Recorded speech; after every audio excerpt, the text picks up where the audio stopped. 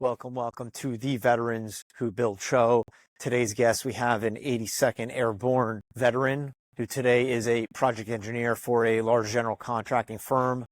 This individual has an incredibly inspiring story, working his way through childhood traumas, making his way through military service, and finding himself a career path in the built environment. Amazing insights into overcoming traumas, overcoming hardships throughout life.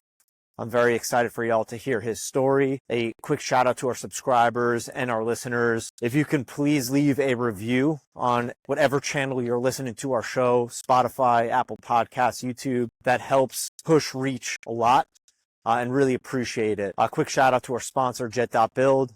Ladies and gentlemen, without further ado, please welcome Seth Gehle.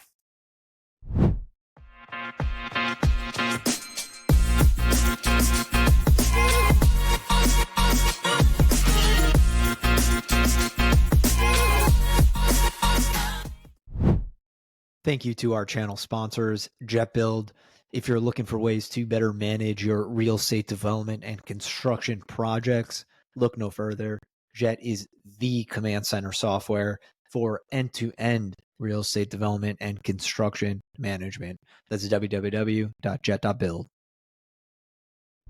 Seth, thank you, man, for joining. How are you doing today? Yeah, thank you for having me. I'm doing great. It's always a pleasure to share my story. So thanks for having me on. Yeah, man, I'm excited for everyone to hear it. Before we get started, where are you calling in from? I am northeast of Atlanta, so about 45 minutes from Atlanta. Awesome. What's the weather like for you right now? It's beautiful outside. It's like 65, something like that. 65 and sunny. Feels great. I love to hear it, man. That's good. We got some good energy now to start the show. Yep. All right, let's kick off with a formal intro. Seth is an Army infantry veteran from the 82nd Airborne Division with several deployments, including one combat tour in Afghanistan in 2019. Today, Seth is an estimator on the pre-construction team at Carroll Daniel Construction in Gainesville, Georgia.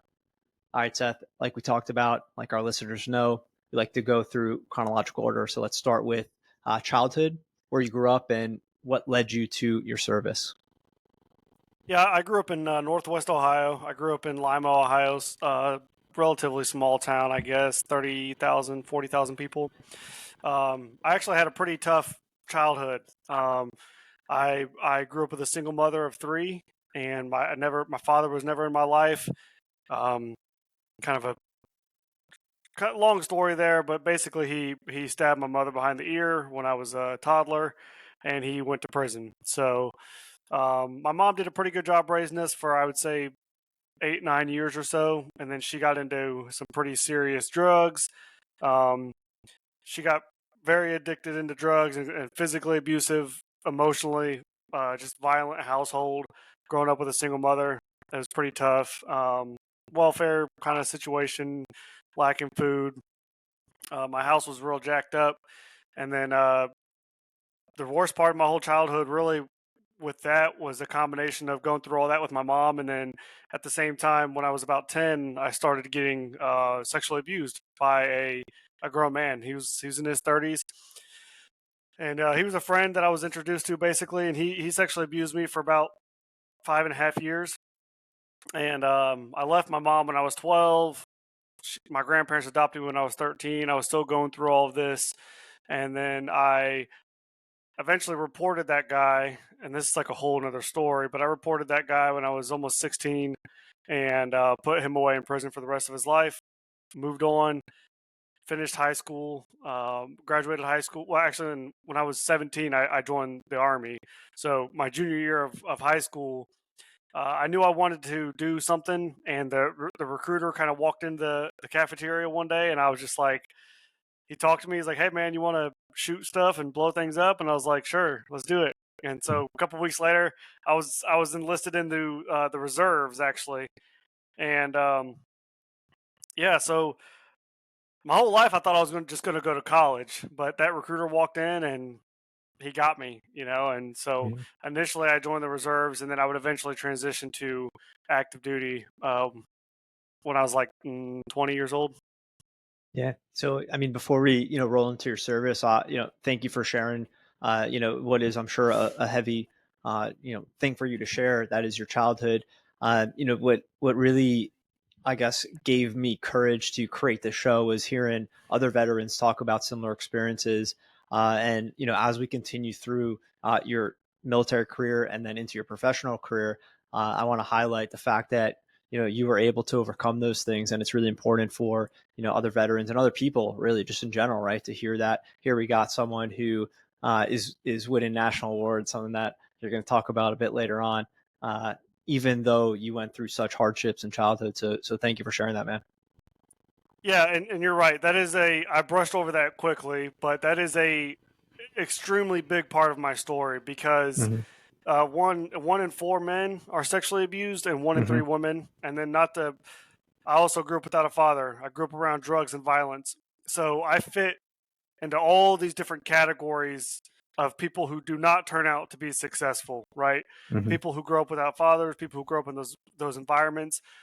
They generally they do not come out the other end like me, right? And a lot of those Correct. guys end up serving too. A lot of people like that join the military because they don't have a financial background. They don't have education. They don't have the family. They don't have the structure. And that's kind of like where I kind of felt good joining the Army, was that it gave me that structure. Like I said, I joined the reserves initially, but when I got out of training, you just go back to like your normal life. I didn't know what the hell I was doing. I thought I joined the Army. I didn't know the difference. And so when I came back from training, I was like, what the hell's going on? And so that lack of structure, that I never had structure in my life. So when I was in college the first time and attending in person, and I was in the reserves, that's when I switched to go to active duty, because I needed some guidance. I needed like mentorship and leadership and structure in my life, and that's what the military provided for me, and that was the best decision I've ever made in my life. Oh, happy to hear that, man. So before we start digging into military career, and also just I'd love to understand how that happened, going from reserve switching into active.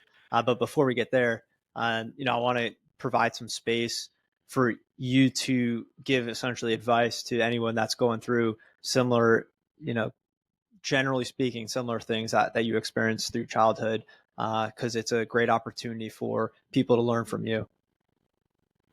Yeah, if your childhood, so it depends on the person. If you're going through some hard things at home, like the sexual abuse stuff, if you're being sexually abused, or if you've been molested or something along those lines, I absolutely encourage you to report it. You've got to report it. You've got to say something. I went through it for 6 years of my life and never said anything. I mean, and we're talking like 300 to 400 separate occasions. It was every single weekend of my life, basically, for almost 6 years. And I never said anything until I finally did. And when I did, it was done and over with. So I would encourage anybody who's going through something like that to speak up and say something, because you'll get past it faster. You'll get over it and be able to move on with your life. It does jack you up. Secondly, if you are going through something like that, or if you've gotten through it, you need to get therapy. And maybe I'll talk on this a little bit later, but because it will catch you eventually. It did not catch me when it first happened to me. Yeah, I reported the guy, and even when I left my mom when I was 12. That was one of the worst days of my life. That's a whole another story. And when I left her, like that those things damage you as a young man or as a young woman. They literally shape your brain. They change the way your brain functions. It rewires you, basically. And so when that happens, you need to get therapy afterwards. But if you're going through it right now, or you have gone through it, that advice that I would give to younger people. I just spoke at a college nearby a couple weeks ago, and it's really hard. I mean, there's not really much. It's hard. The sexual abuse stuff, yes, report them and get yourself out of that situation. But if your home life is jacked up, unfortunately, there's not really a lot that I know that you can do, because if you say anything, you'll be taken from your parents, and sometimes that is the best course of action. Sometimes that was certainly the best thing that happened to me at the time, was to be taken away from my mom because of the situation. So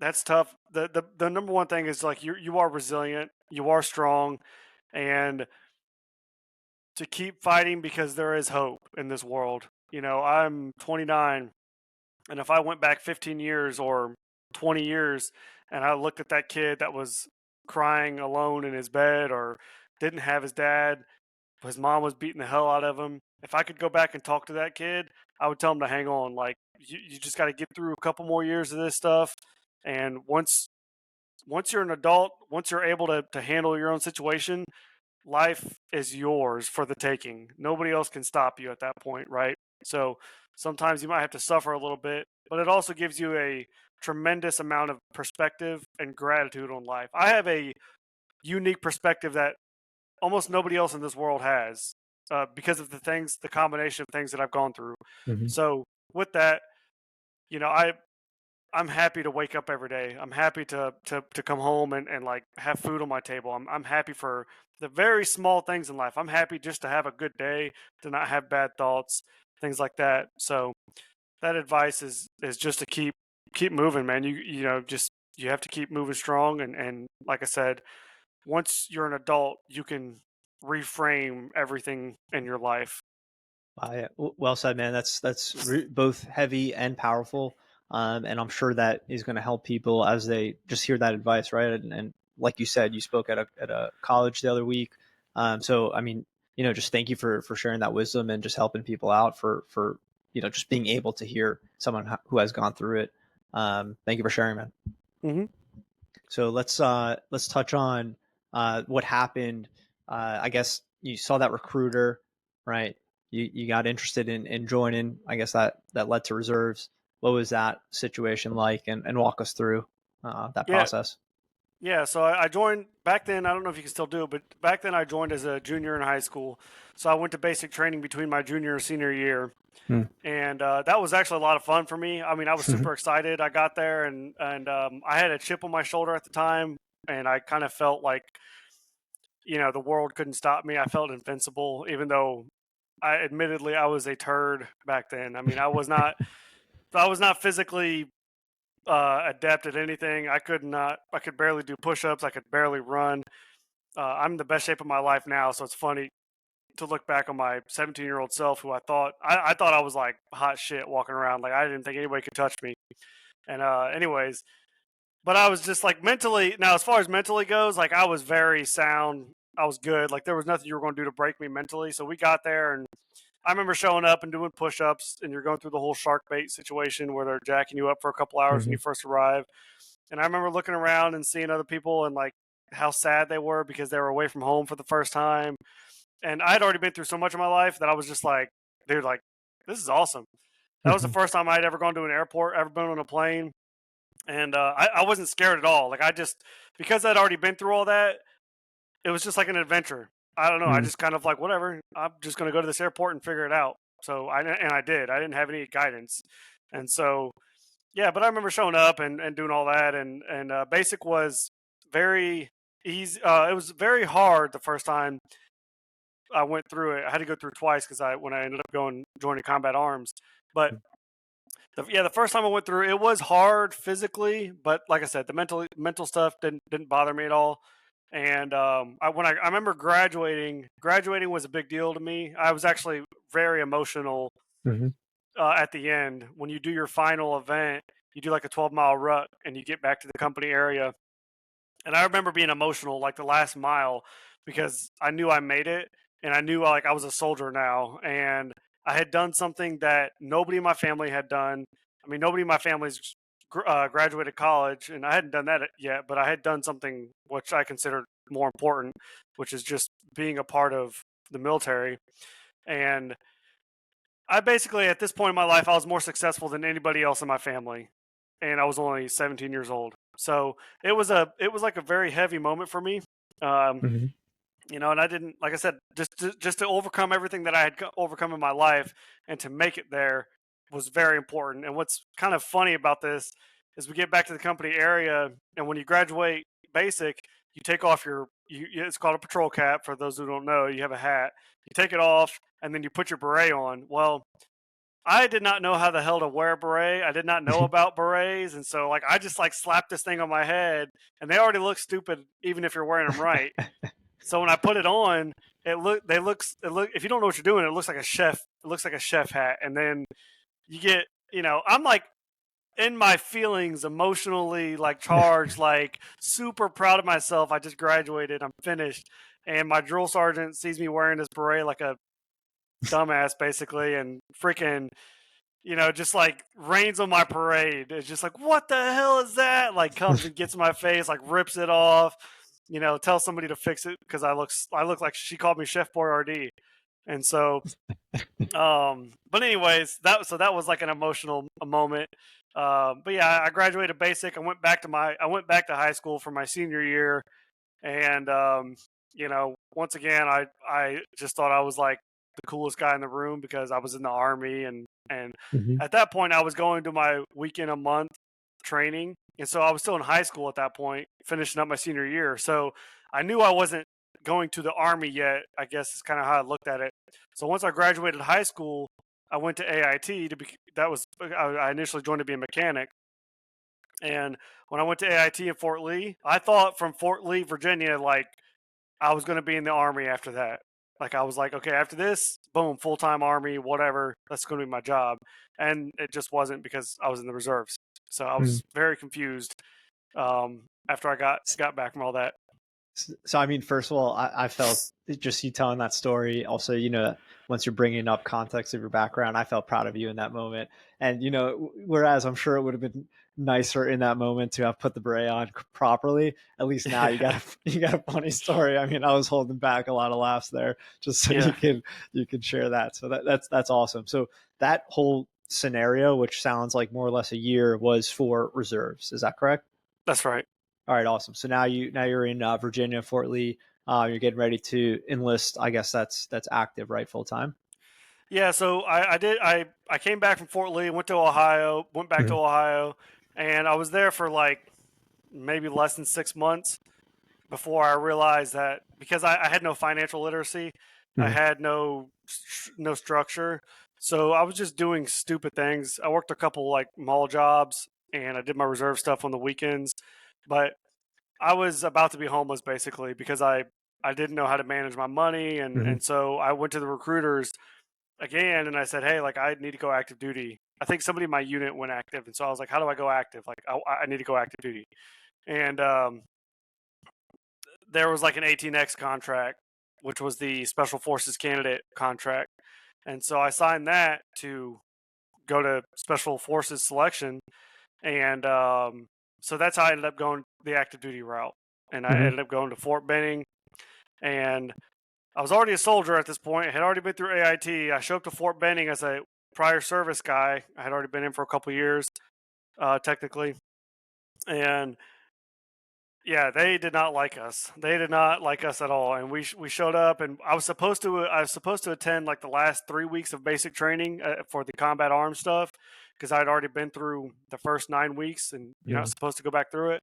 Well, me and about 40 other guys got the short end of the stick, and we got put on like week 4, and we got treated like day one privates. And some of these guys, oddly enough, some of the guys that I was with had like more deployments than the drill sergeants. And so when we came to graduate, we put on our dress uniforms, and some of these guys were like decked out, like multiple deployments. And so that was kind of funny. Yeah. But yeah, go ahead. That's first of all, that's wild. What you just said in terms of being more decorated than the drill sergeants coming in on that. I would have. It would have been cool to hear if there was a better kind of transition period if you wanted to, like I guess kind of laterally switch from reserve to active. But it also, what you're saying doesn't surprise me either. Just given how military works. Yeah, I mean, I did know I wanted to be in the infantry, so I will say that. Like, I knew I wanted to do that because it sounded cool. But some of the guys that when we got there, like everybody else was like going to the right places because there was a bunch of other people, but then my group, we just got this. And I mean, I remember showing up, and we were like, hey, like we went to the wrong battalion. And because we had our phones, we were still allowed to have our phones, so we were texting the other guys at night, and we're like, where are y'all at? And like, oh, we started week 10, we started week 11, Damn. And we're just like, oh, and so it's funny. The second time I went through basic, it was harder emotionally because like I knew Sure. it was coming. I had already been through all this, and so it was harder emotionally.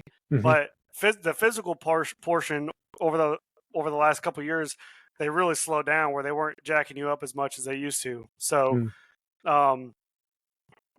yeah, I wish it would have been easier, I guess, of a transition, but that is what it is. And I've got many more funny stories. Like I said, we were all 18X guys, so we were all going to go to a selection. And when we graduated basic, this is pretty funny.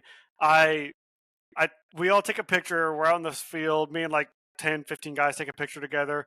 And I'm really dumb at this point. And I mean, I'm still kind of dumb.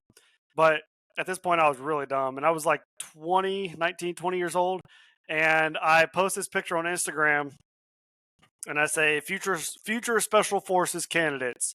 And I tag Fort Benning in it. And I'm just like super excited. I'm like, yeah, this will be so cool. Like, everybody's going to love this. And yeah, if there's any like Green Berets or anybody who's like special operations listening to this, they're probably laughing. But I post this picture, and then like 2 weeks later, I get a message on Facebook from some random guy, because once you graduate basic, you go to the student company for special forces, which is basically like pre-selection. They train you up and they get you ready. And so somebody in the student company found that post on Facebook. And they printed it out and they posted it all over the walls and the barracks and everything. Yeah, man. And they were like, when this guy gets here, we're going to kill him. And so somebody messaged me on Facebook and was like, you need to delete everything and you need to like be hidden basically, because when you show up, they're going to try to kill you. And I was just like, oh my gosh. Change your face. yeah, dude. Yeah. So, that's even what's kind of funny about that is how this person even found that, right? I mean, how does that algorithm happen that they find it? That's just not great luck. Well, I had heard that's what they would do. The cadre there would get on social media and they'll look for like hashtag 18X or hashtag whatever. Brutal. And that's how they found me. Yeah, brutal. Yeah. All right, so what happens? What happens next? Keep going. Yeah, so we go to airborne school, and I'm 2 weeks into airborne school. Me and my buddy are like, me and my best friend at the time, we're rucking and we're running. We're really getting ready for selection. Like, we're like crushing it. And the Saturday before jump week, me and my buddy, who have been working hard, like straight and narrow, we decide to go out and get a coffee after curfew, because they don't do curfew checks in airborne school. Well, the one night we decide to go out, a couple guys get drunk and they get in a fight. So they end up doing a curfew check, and boom, they get us. So they kicked me out of airborne school the next day, and like no recycle, just straight boot me. So I went to Fort Stewart, Georgia for a couple years. I went down there for about 2 years, and then I was kind of like over that unit. If you've never been in the 82nd or the 101st or like one of those like kind of probably top tier units, as far as the regular Army goes, you just wouldn't understand it. And so, but I knew something was missing. I was like, man, like this is not for me. So I ended up going to airborne school again, passed the second time. And then that's how I ended up at Fort Bragg, North Carolina. So I spent my last like 3.5 years in Fort Bragg, North Carolina. And that's where I did a lot of my training, several rotations to Hawaii and Europe and Afghanistan. Went to Afghanistan in 2019, and then and love to hear that you continue to seek your goal. Essentially, that's really awesome to hear. And it's honestly just inspiring, right? I mean, you basically were given all of the reasons to not continue seeking that, and you did. So kudos to you. Congrats for making that. What was the process? I mean, take us through the process of, all right, you went to airborne school. How long is that? When you finish airborne school, does that mean you're in your unit, or is there more training periods? Yeah, so airborne school is 3 weeks. You basically run around, and it's a really easy school. It's just kind of like redundant, and yeah, you go to school for 3 weeks. You jump 5 times. The last week is your jump week, so you spend like 2 or 3 days jumping, depending on the weather, and once you do your 5 jumps out of the aircraft, you pack up and go. I guess a kind of a funny story. When the first time I exited an aircraft, because you're jumping from about 800 to 1,000 feet, and your first jump is a daytime Hollywood jump, which means you don't have anything on you, no rucksack, nothing heavy. It's just your parachute. So it's a very nice jump. And I remember exiting the aircraft, and you're in there for about 2 seconds, and your chute catches. And then I remember looking around, and I was just like, and I'm like super excited. I'm like floating through the air, just jumped out of a plane. And so I just yell, like, I'm just like, woo, and I just start yelling because I'm so excited. And the cadre on the ground is like, shut the hell up. Like, he's got his like megaphone. He's like, shut up. And I'm like, Roger, so I shut up because it's supposed to be a combat operation, whatever. So, but I was excited. So I yelled and whatever, land, do 4 more jumps, graduate airborne school. And oddly enough, my contract got messed up. So I actually went back to Fort Stewart, and I could have gotten out of the Army like 6 months later. And because when I went to airborne school, they were supposed to extend my contract, but I never signed anything. So when I got back, I actually got airborne school for free, basically, because generally you have to re-enlist for it or you have to do something special for it. And I could have gotten out like 6 months later. And I almost did, but then something in me was just like, nope, I need to go to Fort Bragg. And so I went in there and I re-enlisted for like 3 years. And that was my first and only re-enlistment. And then like maybe 2 months later, I was at Fort Bragg, December of 2017. So then what's that like integration period with your unit like? So going to Fort Bragg was pretty cool. As soon as I showed up, like I was very intimidated. One, because I had to wear a beret everywhere, and so like you're constantly checking your beret to make sure it's on right, because they're kind of finicky. So that was kind of funny. I was always self-conscious about my beret not being on right, and everybody goes through that kind of phase. But when you just know you're stepping into a place with high standards, like that's the 82nd Airborne Division, and so I'm sure it's very similar to like stepping into Ranger Bat or to a Special Forces team or any kind of special operations team. You're stepping into like a higher standard place, and so that was really cool. And as soon as I got there, I realized like I was so far behind the power curve, and I was a team leader at the time as well. I was about to be an NCO.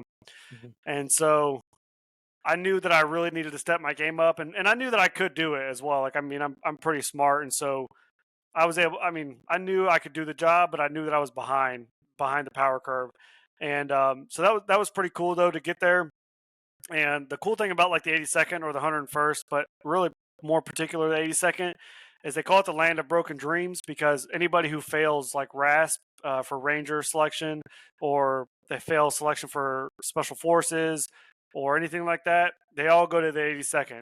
That's just where they go. They fail, they go there. So your average guy at the 82nd had high aspirations, right? Like he had goals of doing great things. So your average guy at the 82nd is a pretty solid dude compared to the average guy at your like Fort Stewart style installations where they just went to Fort Stewart. And I mean, there's still good guys there, but the average guy at the 82nd or the 101st is just like next level motivated guy. So that was really cool to see. But the integration there was, it took me a minute to kind of fit in and get integrated, because everybody does have an ego. Everybody has a really, really big ego there because they're all airborne, and you're a leg basically. If you don't jump out of planes, you're considered a leg, which is like scum of the earth. And so when I showed up, they just thought I was this like turd. And so I had to kind of like prove myself and kind of, that did take some time. So, but it was awesome. I mean, I loved being there. Yeah, that's really cool. I mean, I feel like really joining as as a freshman, I'll just call it for lack of a better term, kind of anywhere, right? You're kind of perceived as that, right? A freshman, right? You're green, you don't know anything, so that doesn't surprise me. That was kind of like the experience, just arriving there up front. So walk us through, just some, I don't know, stories that come to mind to the extent that you want to share from your deployments. Yeah. So leaving for when I was in the 82nd, we went to Hawaii, went to jungle school. That was pretty cool. Yeah, I almost drowned in a pool there because I can't swim. So um, I survived that somehow. Almost drowned in the river as well. There was like 40 of us there, and we're out in this river in the last week. And we all have life vests on, but they're only allowed to have enough air in there just to keep your head above water, like ever so slightly. But you still have to swim.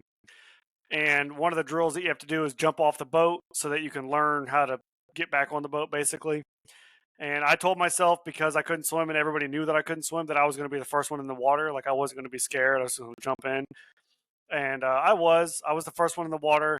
And within like 3 seconds, I'd activated my life vest. This is a kind of a funny story. They all made fun of me for, because when I activated it, one, I was the only person out there who activated their vest out of like 40 guys. And two, it's extremely dramatic because it's like a pressurized air tank. So when you pop the beads, it's like shooting air out of the water. And then so you see me jump in, I'm like fighting for my life, boom. And then you see this air stream come out of the water. And then you see me just like float to the top with the, with the survival vest on. So they all made fun of me for that. That was okay though. But yeah, jungle school was cool. Went to, Poland, Latvia, Lithuania. Yeah, went all over the place, Africa, and did a bunch of training. So that was all really cool. And then we went to Afghanistan. That was my last time leaving the country. That was really tough. My daughter, I was married at that point, and my daughter was about to turn 2, I think. Yeah, she was about to turn 2. So I missed her whole second year of life, which is pretty tough. But our deployment to Afghanistan was real easy. We lost a couple guys when we first got there from another battalion. That was like a real sombering like moment. I didn't even know those guys, and when we went to their service, like, I was fighting tears because it's really sad. You go over there and 2 guys get killed, and one of them had a pregnant wife back at home, and so it really kind of puts a tone on the deployment. And I was very like adamant about taking the whole thing serious. I wasn't trying to be extra, but I was definitely very serious about the whole thing because I wanted to get home. Like, I wanted to go home. So I was excited to go, but it is terrifying over there. It is terrifying. So the deployment though was pretty easy. Took a few rockets here and there, but my company did not take any direct contact. So thankfully, I tell people now, like, I'm actually really glad that my deployment was so easy because we all wanted to get in the action. But I think if I would have gotten any serious action, and certainly if I'd have had to kill anybody, or if I would have killed anybody, or had a real kinetic deployment, that I don't know if I'd have made it back, like, once I got back home.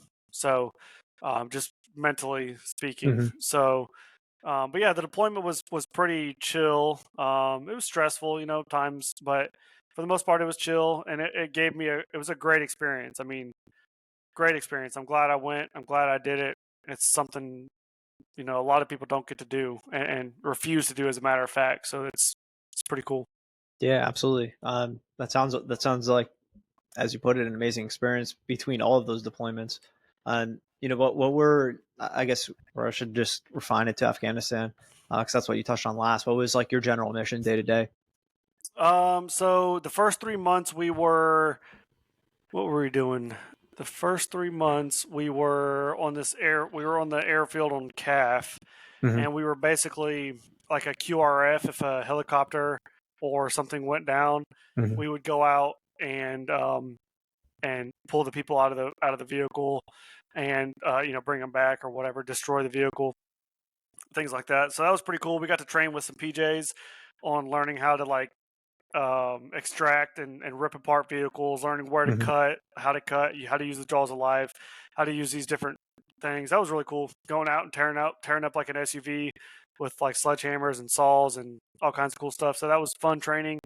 And what's kind of funny about that is we found out at the end of our like 3-month because we did like 3-month rotations, Mm-hmm. and we found out at the end of that 3-month bit that they had tried to call us a couple times, and they had the wrong phone number, so they couldn't even call us for like our mission set, which was very typical of the military and the Army in general. So that was the first thing we did. My grandma died, so I came home for her funeral, and then I went back. And when I went back, we were at, I don't even know where we were at. We were in this random ass country, and it was hot as hell. There was no running water. It was like really hot during the day and freezing cold at night. Mm-hmm. Yeah, that place. That's where we took a lot more rockets. I think we took, over the course of like 3 months, we probably took maybe 10 of them or so, which isn't a lot, but that's where we took the majority of our contact. Mm-hmm. And that was a pretty crazy place. We just pulled like guard tower duty all day long and filled sandbags for about 3 months.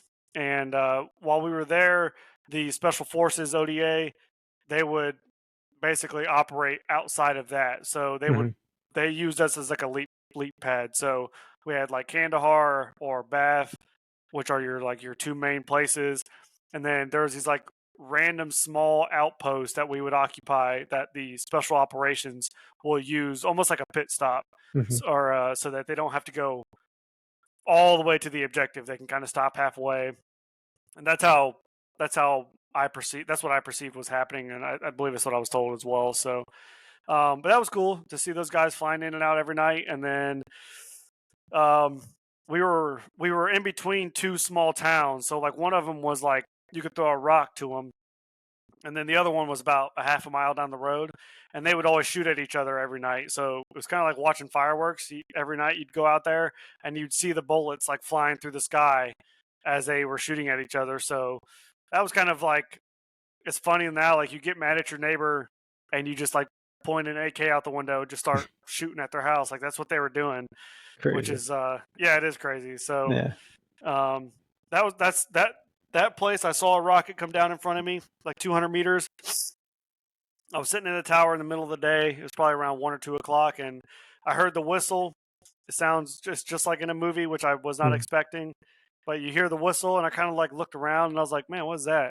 And the next thing I know, just like boom, just probably 200 meters in front of me, maybe 150 meters in front of me, this rocket came down on the airfield, which, wasn't close, but in the grand scheme of things, like that was kind of close. And so that could have been tragic, obviously. But yeah, we did that. And then the last 3 months we were a QRF back on CAF. So anytime somebody would go out on a big mission, we'd go out in the airfield and we'd sit out there in case they needed us, and which never happened. So we never left after that. Yeah, I got it. Yeah. Thank you for walking us through that. So it seems like after that last, deployment, the last 3 months, that's when you went back and finished your service. Yeah, that was actually right when COVID kicked off, and so we were like a month away from leaving country, and so about 30 days out, guys started leaving in groups, and because I had left mid-deployment, I was going to be the last one leaving, which made sense. And so, yeah, I remember hearing about COVID, and I don't ever watch the news. I don't really pay attention to the news or anything like that, so I didn't really care that people were talking about it. I didn't know what the hell they were talking about. And turns out COVID was picking up, and then my flight to leave Afghanistan was actually the last one that they let leave the country for like 3 months. And so I got really lucky with that. I had no idea. Wow. So we get back to Fort Bragg, North Carolina, and nobody knew this. We get off the plane and nobody's there. Like none of the families, and we're all, because we don't know really what's going on. And this was like peak COVID. And so we're like, what the hell? And we get to the hangar, and we're all in there. There's still no families. And they tell us when we get in there that if you are a single soldier, if you live in the barracks, you're not going home. You're going to go out in the woods, and you're going to live out in the woods for about 3 weeks because they had to quarantine everybody. Right. It was their thing. And if you were married, you could go home. So thankfully, I was married. I was able to just go back to my house, and then Mm-hmm. I got like the next like 8 months off of work before I got out of the Army, which was pretty cool. Um, Wow. but I think I had like a year and a half left when I got back from Afghanistan, or maybe like a year, something like that. And I think we got like 6 months off after. So because you're supposed to come back, get your 2 weeks of leave, and then go back to work. And we ended up getting like 6 months because of COVID. So, but it kind of sucked for the single guys because you get back from Afghanistan, you've been gone Right. for 9 months, like you're ready to come back and like enjoy life. And they got put out in the woods, man. They had to live out in the woods for like a month, and I was just like, dude, that sucks bad. Wow. And it was that was a heartbreaker. So that's just insane timing to, really have no true idea of what's going on, land, and all of a sudden get smacked in the face with with the crazy Yeah. reality that was, right? Wow.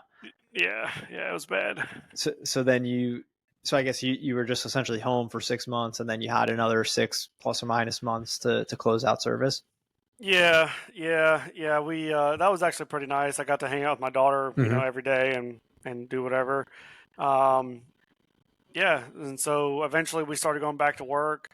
And I was basically done working because by the time we went back to work, I had started my ETS part, which is you're getting out of the military, and I had found what I wanted to do as far as like classes and things like that goes. I started getting registered for those kind of things, and I knew that I was going to get out. Like I was 100% confident, and so I knew I needed to start planning and getting ahead so that when it came time to get out, I had a plan, because if you don't have a plan, like they're not going to have any grace for you, basically.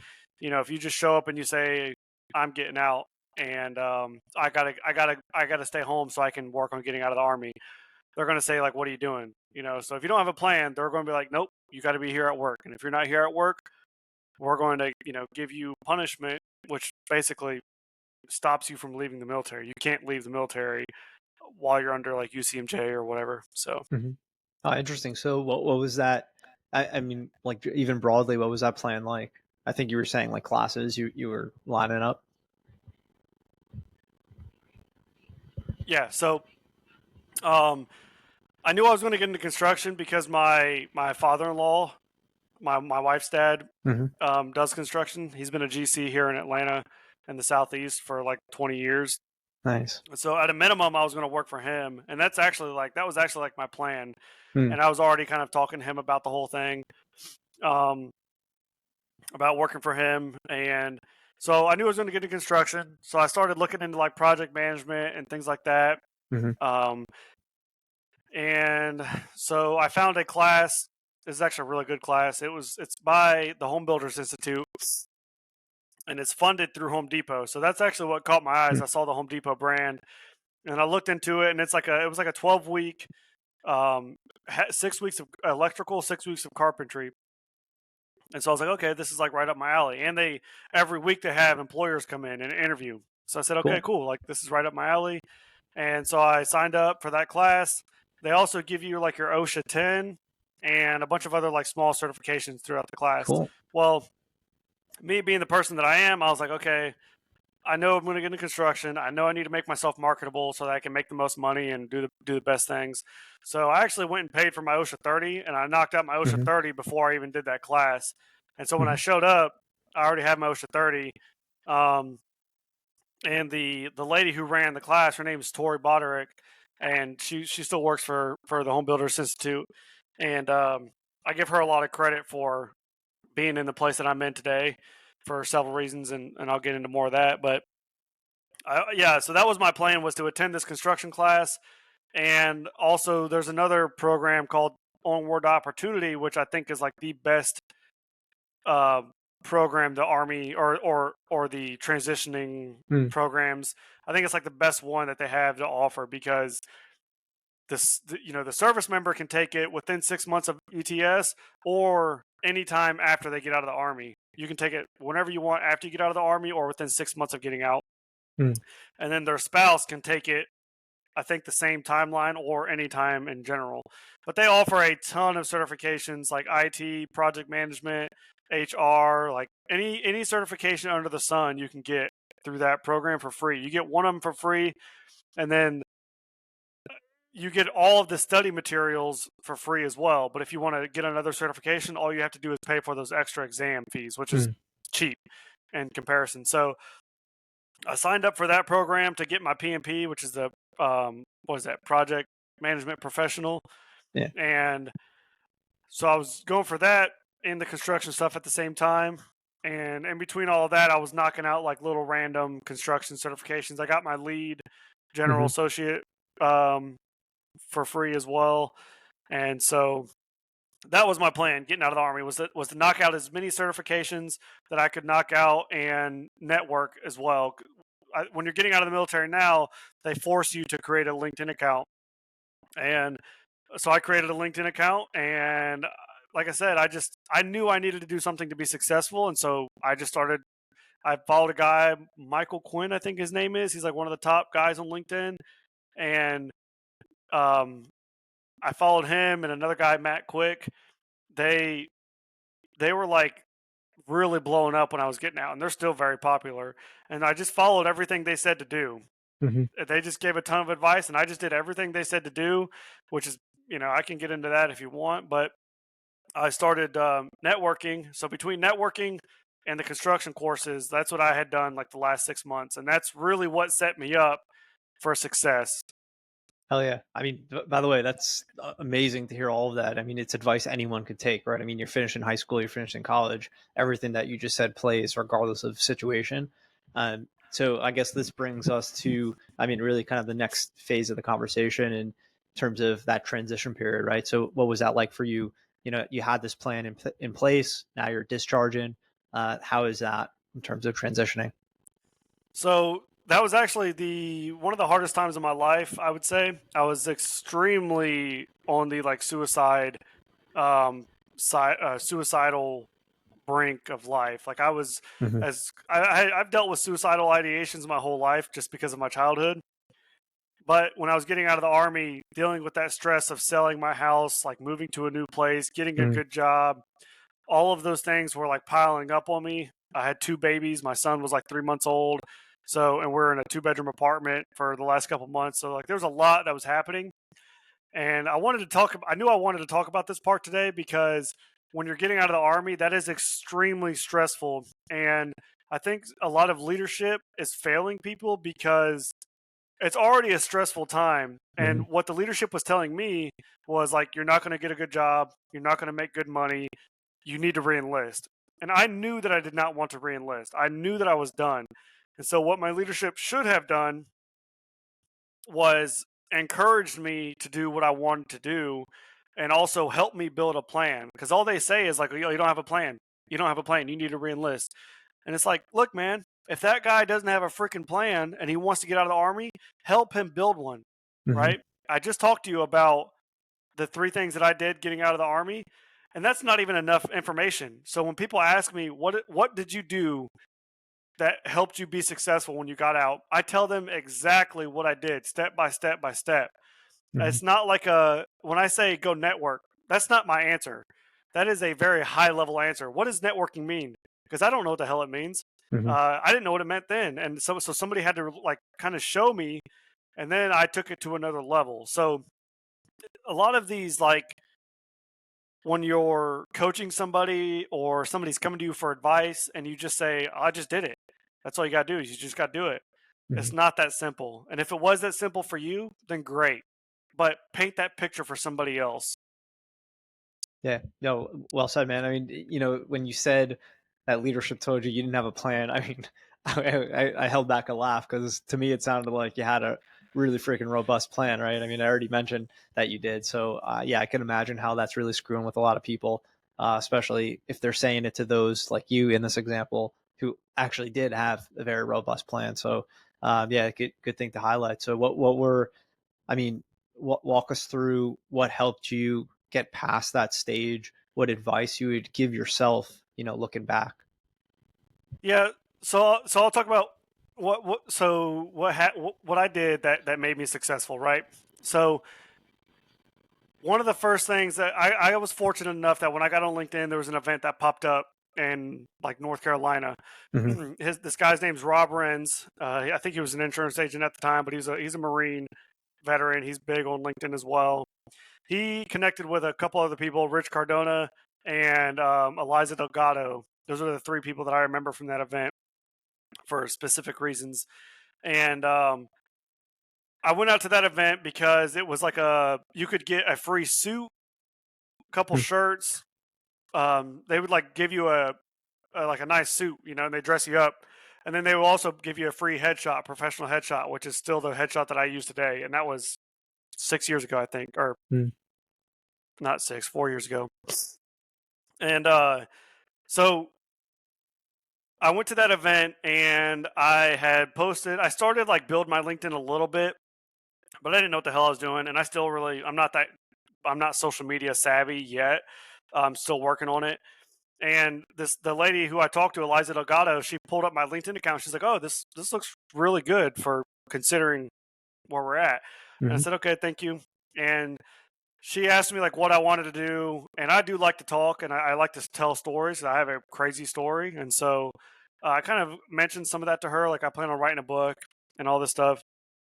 And she said, "Okay, you need to start making content." And she told me to make content, and so I just started doing it. I didn't know what the hell I was doing. I was just making videos every day on like how to build a resume, how your military skills translate, how to network. And I explained to people like how I got these certifications, how I found these certifications, how I found people to talk to. I started making videos about that every single day. And, there wasn't a single thing that I did that was super impactful. There wasn't like one thing I did. It was a combination of like all of these small things that I was doing, right? If you're trying to build a house, it's not like one brick, boom. You've got to put all these little bricks and at some point while you're building it, you're going to be like, I don't see it. Like I don't see the vision. I don't get where this is going.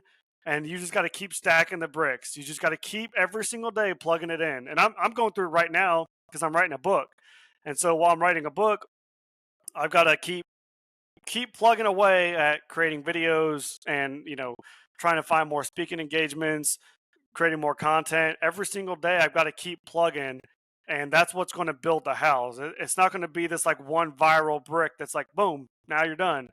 And I think a lot of people get that confused. So what I tell everybody, the most important thing you can do if you're looking for a new career, especially if you're getting out of the military, but even this applies to anybody, is networking.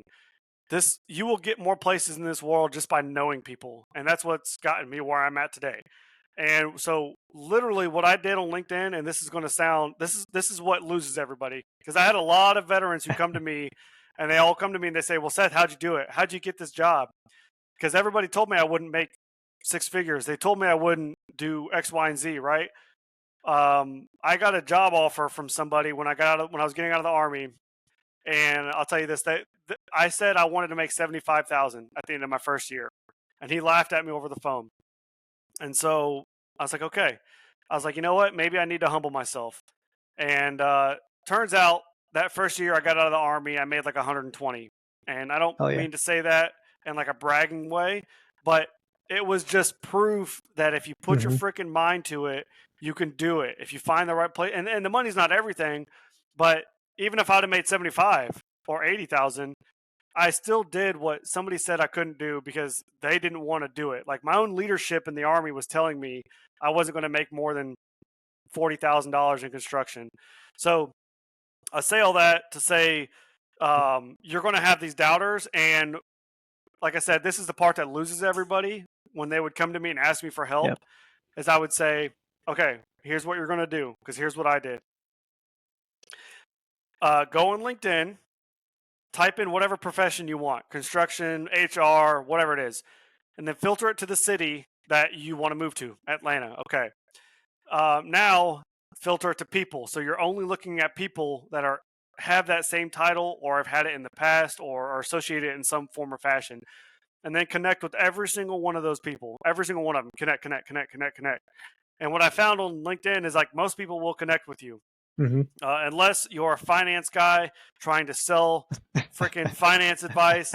LinkedIn is notoriously bad for that. But aside from that, you can connect with everybody. So that's what I did. I filtered it to construction, Atlanta, boom, connected with every single person I could find.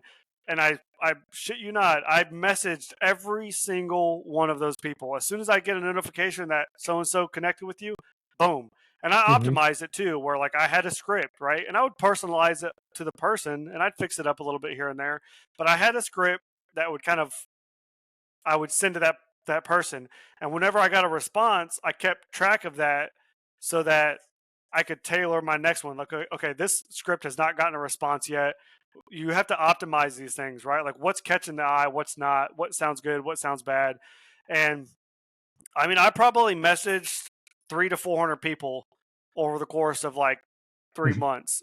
And, so that was a lot. I mean, By the way, probably go ahead. What you just said, first of all, I just wanted to highlight all of what you just said in the sense that it's an amazing playbook for anyone, right, trying to enter an industry. That's first of all. And second of all, what you're saying is awesome because it's essentially a sales script for yourself, right? You're trying to sell yourself. So how do you go about that? You mentioned, right? You connect with people that you're looking to engage with that's relevant for what you're seeking. And then two is you're continuing to optimize that process. So, I mean, that's like textbook in the best, I mean that in the best way, right? Of selling something. And in this case, it's yourself, which should amount to you caring more about the thing that you're selling, right? So that's a really awesome story, man.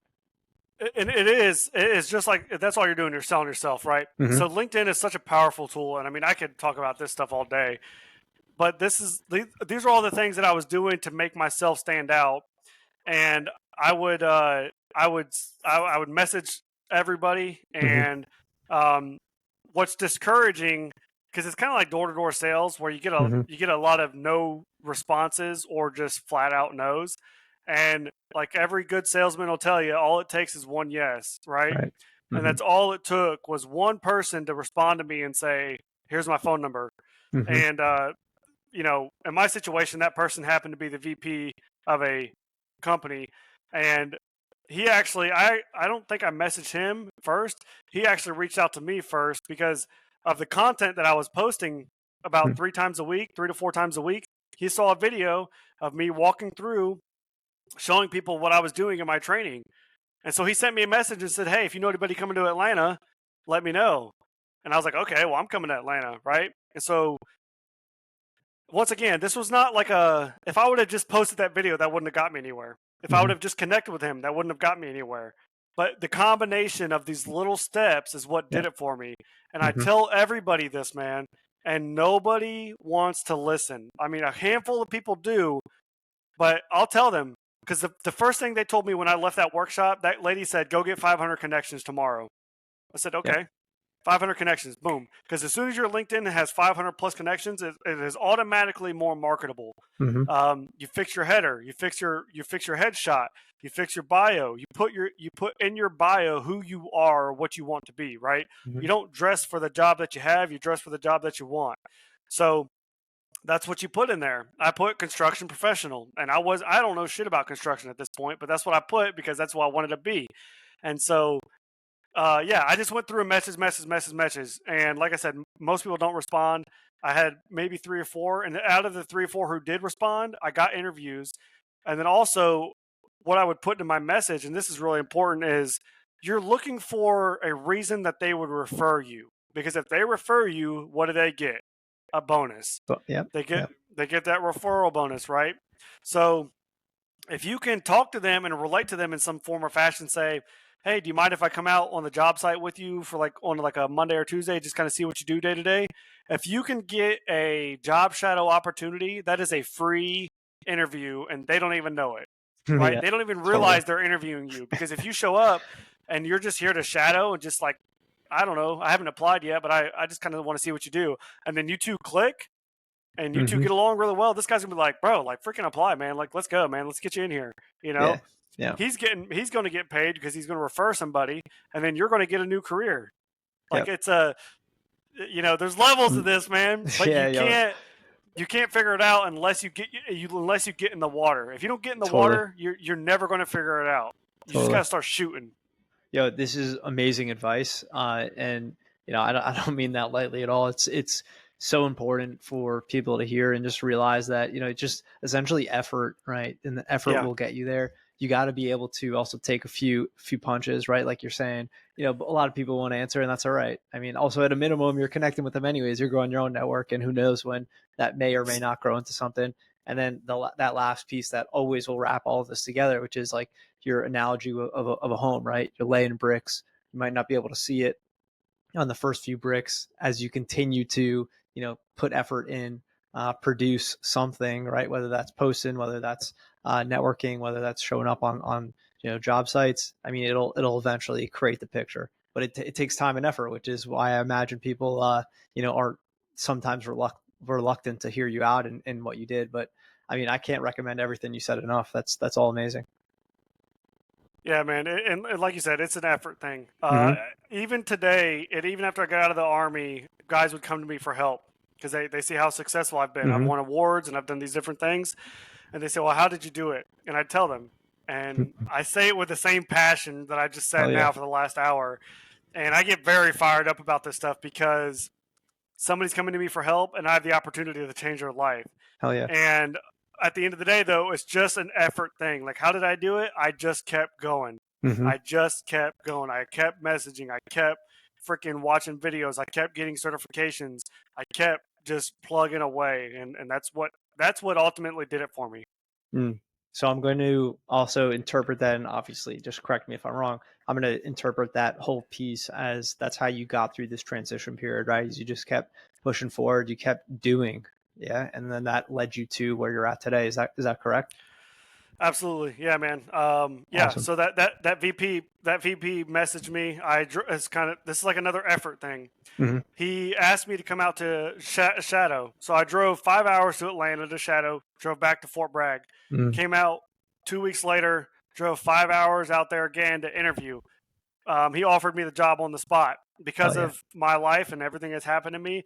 I mean, I was actually emotional. I was crying in my car because I finally did it. Those 6 months of just relentless pursuit of success had finally paid off. And I was in my car and I'm like, the third largest home builder in America just offered me a job on the spot for more money than people were telling me I was going to make, which I ended up, doubling my salary. The base salary he offered me, I ended up doubling that by the end of the year because I had done so well. And when I first showed up, after getting out of the Army, I first showed up to that job. I was there for a month, and I knew within a month, I was like, I'm going to take over. This is all about effort. This job right here is all about effort. That's all it is. And if that's all it is, then it's mine. I've got this. Oh yeah. And oddly enough, it's kind of funny. When I got there, I don't want to jump too far ahead for you, but this is right when I get out of the Army, and when I get there, we were in a end of year meeting, right? We were reviewing the year of 2020 because this was 2021, and this guy wins the construction manager of the year for the second year in a row. So to win it twice was unheard of. To win it 2 years in a row was really a big deal. And so a few weeks later, he gets promoted and he becomes my boss, and I'm excited about that because I'm like, sick, I got the best guy. But I sent him a text and I say, hey, congratulations on getting promoted. I'm glad. Or I said I'm glad you got promoted because I was coming for your spot. And so that's just my nature, right? I'm like, let's go. And sure enough, as the year would go on, I found myself in the number one spot in the division. There was about 40 or 50 guys in the division. I found myself in the number one spot within about 3 months, and I held that spot steady. I had the best metrics across the board by a significant amount. And we get to the end of the year, and I was number one in the division. I was number 3 in the country, and because of some weird stuff, the last month I dropped to number 13 despite having perfect metrics. This is all a whole nother story. It'd be hard to understand, but I dropped to like, so I finished my first year. I was number 1 in the division of Georgia, and I was number 13 in the nation out of over 1,000 construction managers. Wow. And like I've said this before, to see my name at the top of a list and that dashboard came out every single Friday, and for people to have to see like Seth Gehle's name at the top of that list every single weekend, it was incredibly like empowering for me because it's all effort, man. Like all this crap that I had been through my whole freaking life, I show up, I work my ass off, and I'm at the top of the leaderboard. I'm making the most money. And not only that, but I was training at this point. I was training guys, and the guys that I was training 3 people. All 3 of those guys were in the top 25 in the country. So I was able to also take these guys and change their lives as well. You know, they were making more money than they had ever made in their entire life. And when they showed up to that job, and here's the thing, like when you get where you're going, don't ever forget where you came from. And you always have to pay it forward, right? You have to pay it forward. So many people in this world are so selfish. So when you get there, don't forget what it was like to make 30,000 a year, 40,000 a year. Freaking when that person comes on board, train them and show them how you became the best one there, right? And that's what I did. Those 3 guys happened to work with me, and I told them, I said, listen, I'm not trying to be conceited or cocky or whatever, but if you do these 3 things just like I do it, you will be just as successful as me. And they were. And as a matter of fact, one of the guys that I recruited and that I helped, he was just the number 1 construction manager in the country for 2023. So I brought him on that company. He was making probably $15 an hour installing appliances. I brought him on the company, and he just finished this year, his second year with the company, as the number 1 guy in the company and nationwide. Yeah, that's amazing, man. I feel proud of and for you in hearing that story, and in that kind of concept of, you know, bringing it forward, helping those that are onboarding now and remembering where you came from, right? I mean, it also helps you, right? I mean, it doesn't help you to not help the people working under you on your team, et cetera, right? If you're supporting those on your team, then your team is going to grow and become better. So it's also, you know, self-fulfilling. It's helping others. I mean, it's doing a lot. So yeah, to you know, bring it forward, that's absolutely, I mean, it's essential for everything that you're trying to do, everything that you're trying to accomplish. So well said, man. Congratulations. That's amazing. So it sounds like we are near the award situation. Is that correct? Yeah. My first year, so at the end of the first year, I ended up getting the Construction Manager of the Year award. That was pretty cool. I was very proud of myself for that. That's the first like thing I've ever really won, probably. That was pretty cool.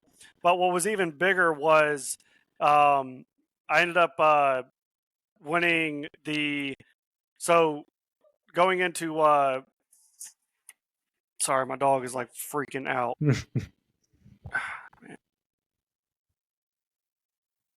Just 1 second, sorry.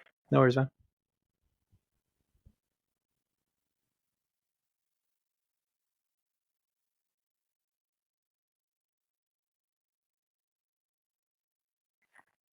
Okay, sorry about that. My wife No got worries. home and dog's panicking. So to get into the award thing, I won the Construction Manager of the Year from the home builder. That was my employer.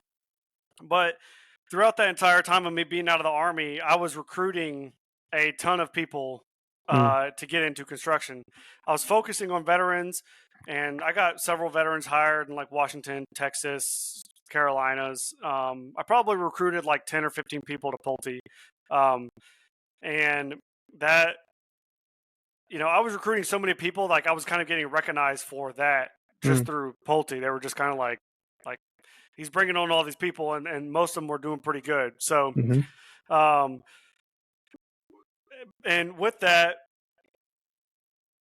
I was referring back to HBI all the time, Home Builders Institute, because of that program that I had went through. Right. That was the program that set me up for this, right? To set me up for this career.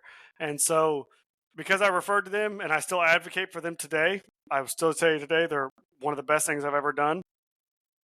They nominated me for their chairman award through the National Association of Home Builders, which is the chairman's award is the highest honor that you can receive from the National Association of Home Builders.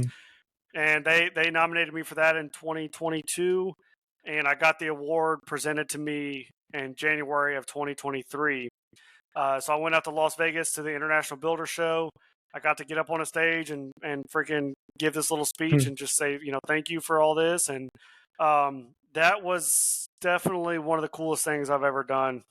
Yeah, that's Wow. definitely one of the coolest things I've ever done, was to get on that.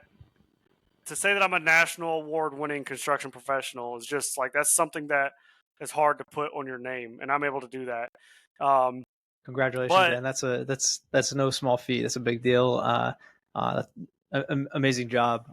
Congratulations for that, and especially congratulations given how you got that. It's a really amazing story. Yeah, man. Like I said, it's to get through everything that I've gotten through in life, it is very challenging, and to be on a stage in Vegas talking to millionaires was something I never imagined myself doing, and so I got all of that truthfully through effort and my own work ethic, but also through paying it forward, man. You will get so much in your life by helping other people, and that's what I've gotten, because people will never forget how you made them feel and the things that you did for them. And although they may not reciprocate that behavior, or they may not pay it forward to somebody else, at a minimum, you can say you did it. And I think that's just important. I mean, I never helped anybody. I never did it out of my own good. Like, I never did it. I never saw this coming. Like, this came out. I didn't even know this was a thing. And it came out of nowhere. And I was just helping all these people, and I've done incredible things through helping people. Because I help people, I got to go to like a University of Georgia football game. I got to sit in the owner's suite. Got to go down in the field and get recognized on the field. Went out to Vegas on their dime. And, I've done some just like incredible things. I've made more money than I ever imagined I'd make in my life. I have a beautiful home, nice cars. Everything's taken care of because of my career in construction. And the Home Builders Institute, they're a big piece of that. So I appreciate everybody from that organization, Home Depot Foundation, for what they do, and everybody who helped me. And that's why I will always try to help other people out. Yeah, well deserved, and congrats, man. That's really amazing. So let's touch on, now that we went through a bunch of career elements, let's touch on these translatable skills, military to your profession, AEC environment.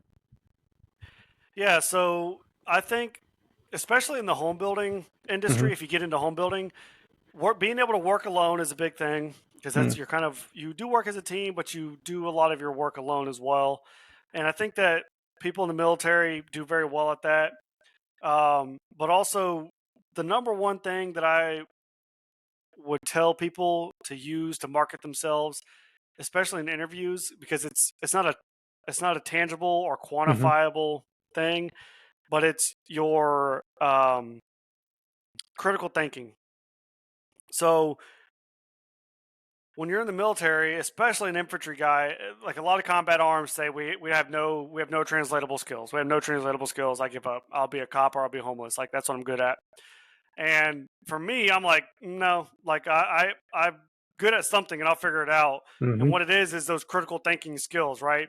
And you got to think about it. If somebody says, hey, we're going to do a raid, we're going to go attack this village, or we're going to go attack this building or whatever, and you have a plan. You have plan A, plan B, and plan C.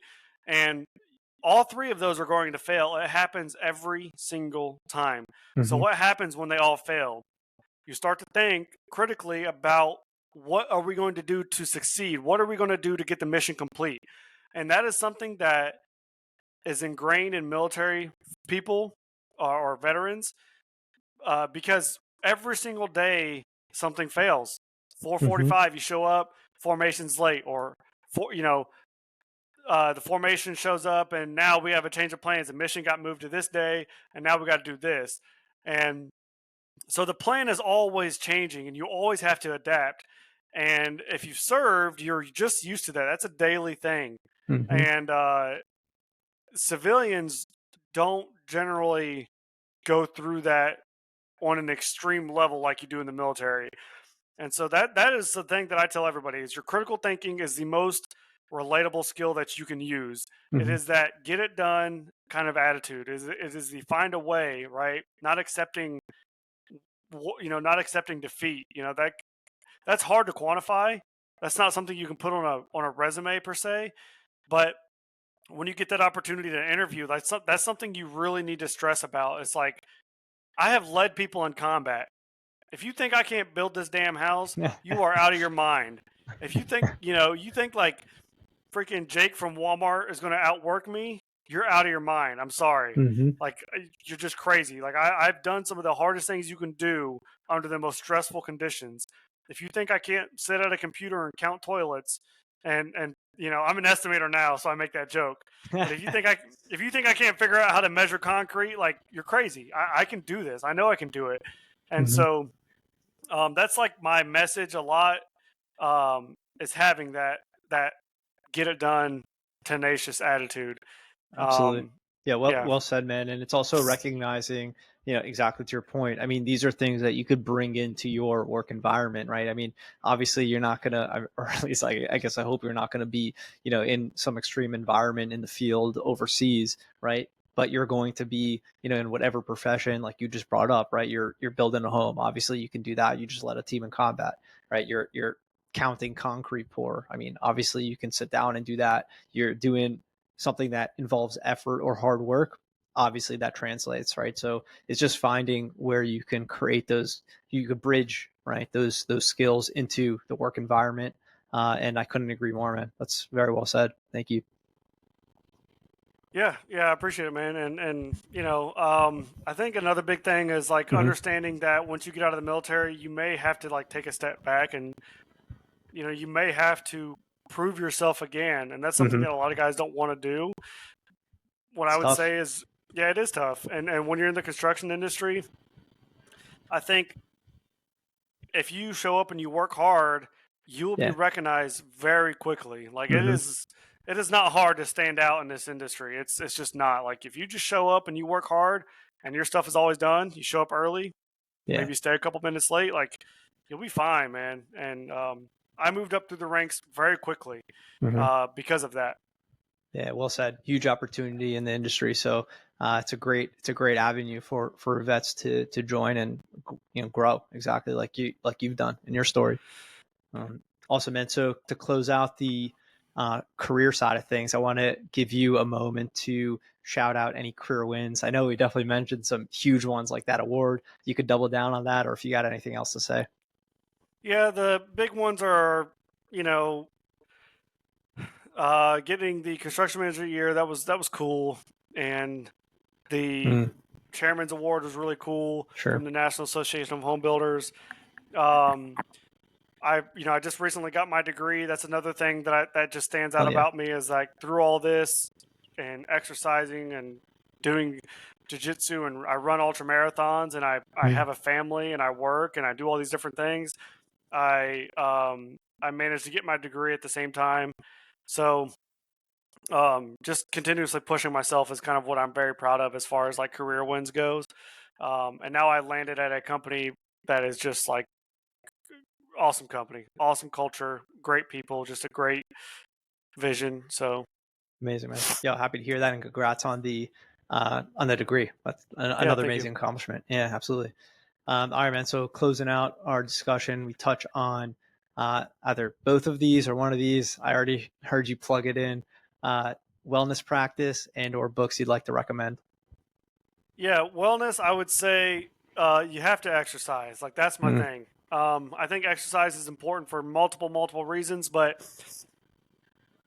I think the most important thing is like knowing that you are capable of doing something. And then here's an even better part of that. I recently just learned there's a study that just came out, and they're digging into this more now. There's a piece of your brain. It's called the anterior mid-cingulate cortex, I think, or mid-anterior cingulate cortex, something like that. But basically what it is that piece of your brain gets triggered, and your brain is a muscle, and it grows and it becomes stronger when you do things that you don't enjoy doing. So if you don't enjoy waking up and going to the gym, you don't enjoy running, you don't enjoy exercise, you don't enjoy XYZ, those are the things that you need to do because it helps build and they're literally attributing this piece of your brain to your willpower, the will to survive, the will to do hard things. And this is like an actual study. It's not like some crazy, like, I don't know, some crazy fad. So I would say do things that are challenging to you, right? And physically, that's one of the easiest ways to push yourself. If you go to the gym, you don't enjoy it, or some days you don't want to go, or some days it's hard, that's good to get in there and go, because when I show up to work every day, I already have this sense of accomplishment. Like, I've already worked out, I've already ran, I'm already ahead of the day. And so when I look around, I realize like how capable I am, and I'm just ahead of the competition. Like, I don't know if that's true or not, but that's how I look at myself, because nobody else is doing it. Nobody else is getting by 4 o'clock. Nobody else that I work with anyways, they're not doing it. So it gives me a sense of confidence and capability. I know that I am capable of doing great things because I can do these small things first. Well said. That's my wellness speech. Oh yeah. And then as far as books go, I would say outside of your book that you're going to publish. yeah. Well, first off, my book, it's coming up in probably September. But amazing. Aside from that, Objective Secure by Nick Lavery. So I would get at a minimum, I would get the paper copy for a major reason, because his book talks about how to achieve greatness, even through like adversity. If you don't know who Nick Lavery is, he's a Green Beret. He got his leg amputated. He went back to combat. He's the first above the knee amputee to go back to combat. As a Green Beret. So crazy story, awesome guy. You can look him up, and his book's on Amazon. You can also, he has an audio book. But the reason why I say get the physical copy is because it actually has his chart broken down, because he wrote this book, and it's not a memoir. It's not a story about him per se. It's about how he went from being this amputee to getting back to doing something that has never been accomplished before. As a matter of fact, they had created a training program and plan and a testing program that was borderline impossible, so that he could not go back to the ODA, and he could not go back on the special operations and deploy. So he passed all that, and they don't even know how the hell he did it. They're just like, they're very amazed at his will to succeed. And so what he did was he basically created a game plan on how you do these things. It can be applied to anything in life. And so, but he has it all broken out in a web, and you can start filling it out. It's tedious, and if you want to do good things, you will sit down and do these things. You will sit down and create these goals. You will sit down and create this plan, and then you reverse engineer it and go through it, and you figure it out how it works. So, but it's called Objective Secure by Nick Lavery. Amazing. Yeah, that sounds amazing. I know that's going to go right on my list of next reads. That's really cool. All right, man. This was a truly inspiring conversation. I know I'm inspired. I know other people no doubt are. I really am looking forward to more people hearing your story, right? And learning from it, becoming inspired to just push through, move on through you and your story. Seth, thanks so much, man, for sharing, for diving deep, and for your time. Yeah, man. I appreciate you. Like I said, giving me an opportunity to speak, and then if there's anything I can do in the future, just let me know. And it was a great conversation. I get fired up about this stuff. So I could feel it, man. I feel it. I see it. And it's awesome. Seth's information is going to be linked in the show notes. To our subscribers, thank you very much for subscribing and listening. To our listeners, a reminder to please subscribe to our channels, YouTube, Apple Podcasts, and Spotify. And a quick shout out to our sponsors, Jet.Build. Thanks everyone for joining. We'll see you real soon. Thank you to our channel sponsors, Jet.Build. If you're looking for ways to better manage your real estate development and construction projects, look no further. Jet is the command center software for end-to-end real estate development and construction management. That's www.jet.build.